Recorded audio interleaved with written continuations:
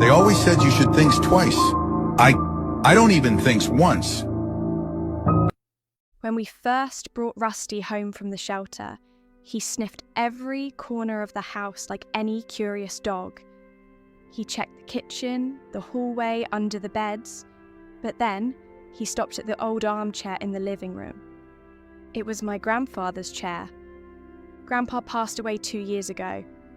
Since then, no one really sat there. It just stayed in the corner like a quiet memory. But Rusty walked straight to that chair, sniffed it carefully, then curled up on the floor right beside it, as if he had been doing that his whole life. At first, we just thought it was cute. Or he picked his spot, my mum said. But we started noticing a strange pattern. Every evening around 7 p.m, Rusty would suddenly leave whatever he was doing.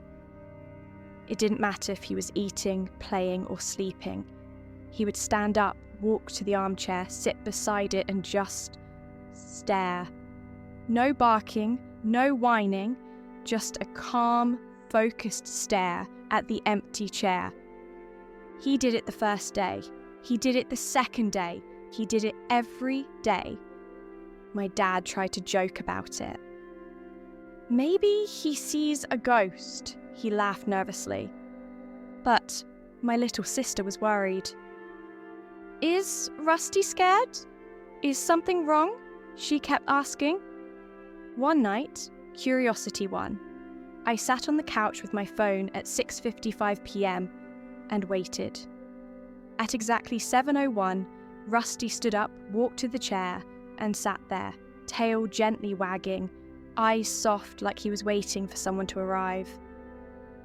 That's when I decided to call the shelter. I asked the volunteer, "Hey, do you know anything about Rusty's old life? Did his previous owner have a chair he liked to sit in?" The other end of the line went quiet for a moment. Then the volunteer sighed softly and said, "Actually, yes. His previous owner was an old man. He used to sit in an armchair every evening at 7 and watch TV. Rusty would curl up beside him just like clockwork. They did it every night for years." My throat tightened. What happened to him?" I asked. "The man passed away," she replied. "His family brought Rusty to the shelter.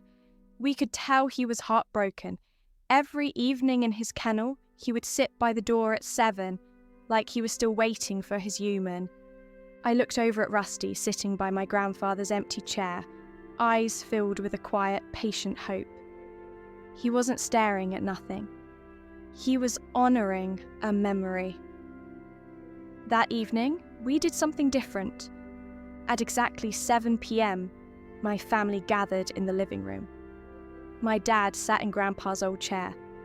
I sat on the floor next to Rusty, gently placing my hand on his back. "Hey, buddy," I whispered. "He's not coming back. But we're here now. You're home."